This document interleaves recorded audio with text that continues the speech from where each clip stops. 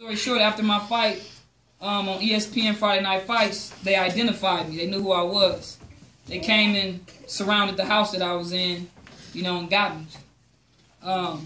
They transferred me to Missouri. First, I was gonna fight extradition. They said, "We know who you really are." They said, "Do you got ID on you?" I said, "Yeah, this is who I am. I have my fake ID." Gave it to them. They said, "What's your birthday?" I gave them the fake birthday. They said, "All right, we just gonna put you in for a governor's warrant." What they do with a governor's warrant is, they match your photo with the photo of the person that they're looking for, and then they match the fingerprints and stuff like that. Basically, that would have just made me. And then they said, none of that time counts that you locked up while you're waiting. It could take 2 or 3 months. So that's gonna be time that's not gonna be counted on your sentence when you finally do your time. So I was like, I ain't gonna even play with that. I need all my time counted because I got to get this over with. Plus, I was tired of running because I couldn't see my mother, really, while I was on the run. You can't talk to none of your family members. I had another daughter that was born from the same woman around that time.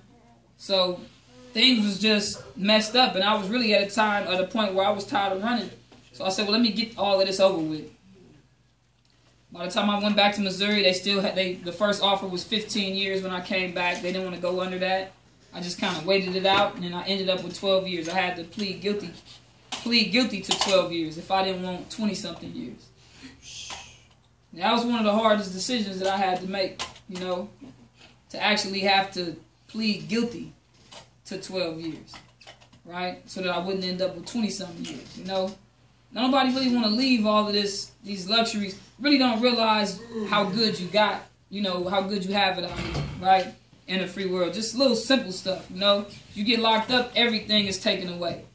And when you out here and you're in the midst of things, you don't really realize how good just breathing the air is. You don't even got the right to walk outside, right? You don't even got the right to walk outside when it's a nice day. You stuck inside of a little cell. You gotta live with another person, right?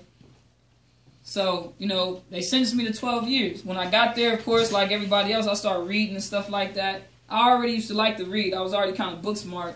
And I was kind of a good student in class when it came to education.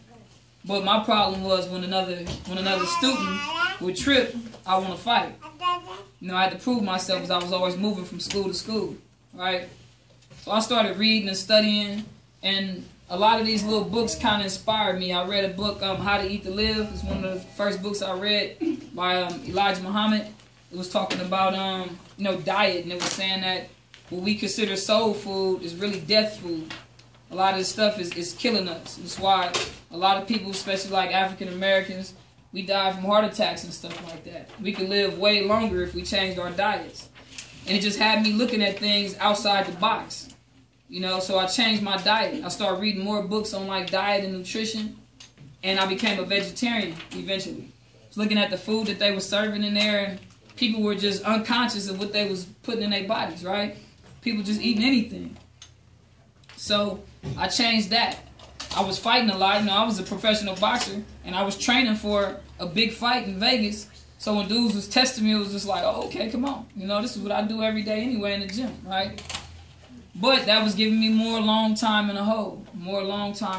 Things were getting worse. I mean, you go to the hole and you don't get to visit your family. My daughters had to come visit me from behind the glass with shackles on.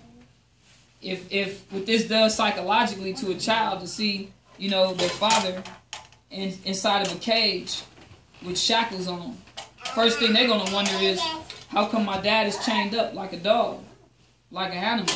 He must be a beast. We can't even touch him.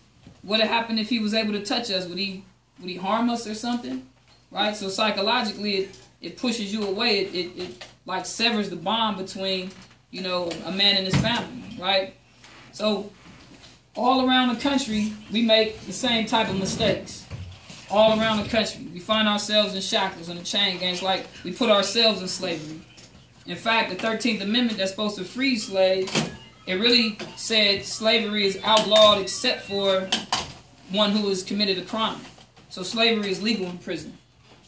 I didn't even know that until I started reading up on it. So they can force you to work for free as much as they want. And if you don't work, they can throw you in a hole and punish you.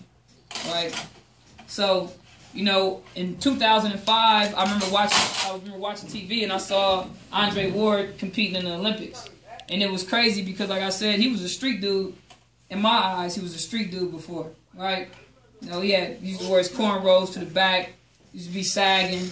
He talked with slang. He wasn't articulate. You know, he was from the town. He was like, I was like, man, I remember he didn't come to the gym for a while one time. I was like, where you been at, man? He's like, man, I got to get this paper, man.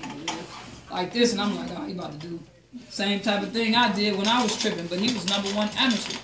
You know? I was like, man, stay with it. So to see him on TV while I'm locked up, fighting, competing in the Olympics, next thing I know, he won the gold medal. He won everything. He turned pro, wiped out his whole division, beat everybody, right? To the point where he couldn't even get a fight because nobody wanted to fight him. Everybody was scared to fight him. From Oakland. And this is a dude who I knew personally was in the gym with every day.